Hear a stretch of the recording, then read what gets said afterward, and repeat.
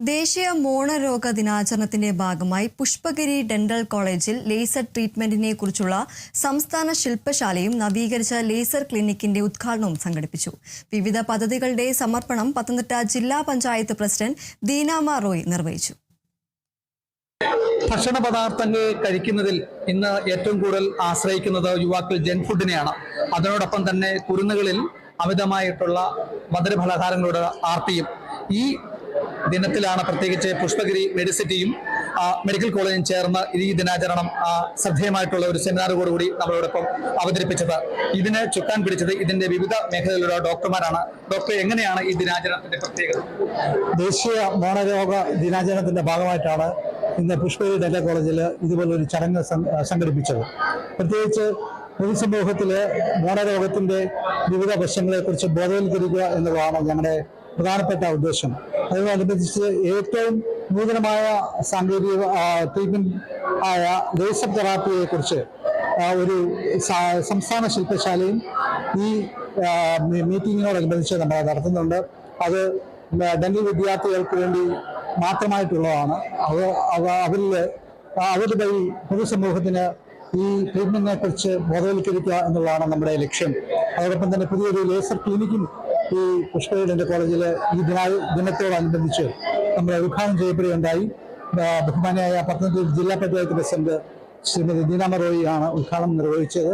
ജില്ലാ പഞ്ചായത്ത് അംഗം Shri സാമീപ്പൻ guest of ഓണറായി സംസാരിച്ചു. ഇത് നമ്മുടെ ദേശത്തുള്ള നമ്മുടെ നാട്ടിലുള്ളതായ സാധാരണക്കാർക്ക് ഈ ലേസർ ക്ലിനിക്ക് പ്രയോജനപ്പെട്ടെ എന്ന് ആശംസിക്കുന്നു. ഡോക്ടറെ, എന്തൊക്കെ മുൻകരുതലുകളാണ് ഇതിനൊക്കെ എടുക്കേണ്ടത്? നമ്മുടെ മോണരോഗം സാധാരണ ആൾക്കാരെ അധികം ശ്രദ്ധിക്കത്തില്ല.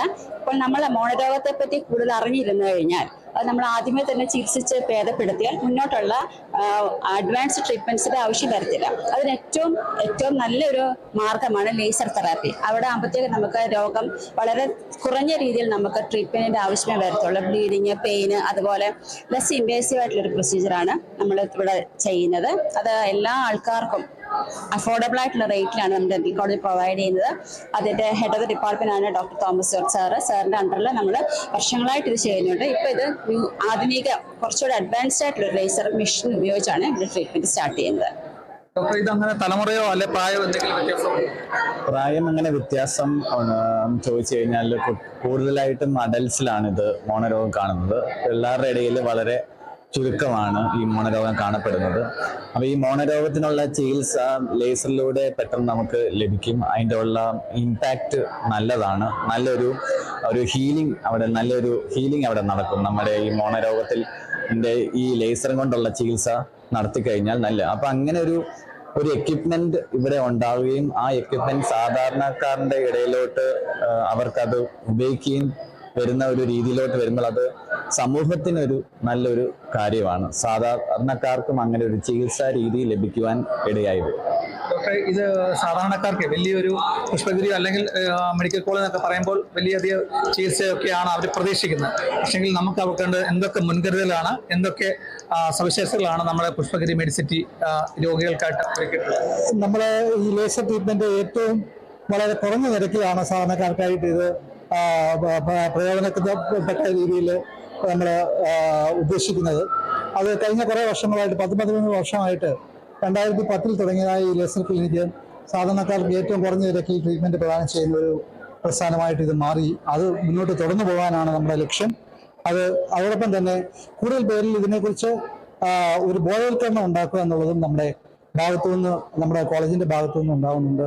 അത് പ്രത്യേകിച്ച് പ്രിവെന്റീവ് മെഷറായിട്ടാണ് നമ്മളത് ലേസർ ട്രീറ്റ്മെന്റ് ഉപയോഗിക്കുന്നത് ജനങ്ങളിലേക്ക് ചെല്ലുന്നത് എന്നുള്ളത് ഈ അവസരത്തിൽ പ്രത്യേകം ഓർമ്മിപ്പിക്കുന്നു. അതോടൊപ്പം തന്നെ നമുക്ക് ഇതിന്റെ കോഴ്സുകൾ, ഡിഗ്രിയും ഡിപ്ലോമ കോഴ്സുകളൊക്കെ തന്നെ ഈ പുഷ്പഗിരി ഡെന്റൽ കോളേജിൽ ആരംഭിക്കുവാൻ ഞങ്ങൾ പ്ലാൻ ചെയ്യുന്നുണ്ട്. അതും സമീപഭാവിയിൽ തന്നെ ഉണ്ടാവുമെന്ന് പ്രതീക്ഷിക്കുന്നു. പ്രത്യേകിച്ച് ഈ കുട്ടികൾക്കുള്ള എന്തെങ്കിലും അവയർനെസ്, എന്തെങ്കിലും കുട്ടികൾക്കുള്ള ബോധവൽക്കരണ ക്ലാസുകൾ നമ്മൾ സ്കൂളുകളിലും അതോടൊപ്പം തന്നെ ലയൺസ് ക്ലബ് ഇന്റർനാഷണലുമായിട്ട് സഹകരിച്ച് വിവിധ കോട്ടയം, പത്തനംതിട്ട, ആലപ്പുഴ ജില്ലകളിലും നമ്മുടെ കമ്മ്യൂണിറ്റി വാൻ വഴി നമ്മൾ ട്രീറ്റ്മെന്റ് ചെയ്യുന്നുണ്ട്.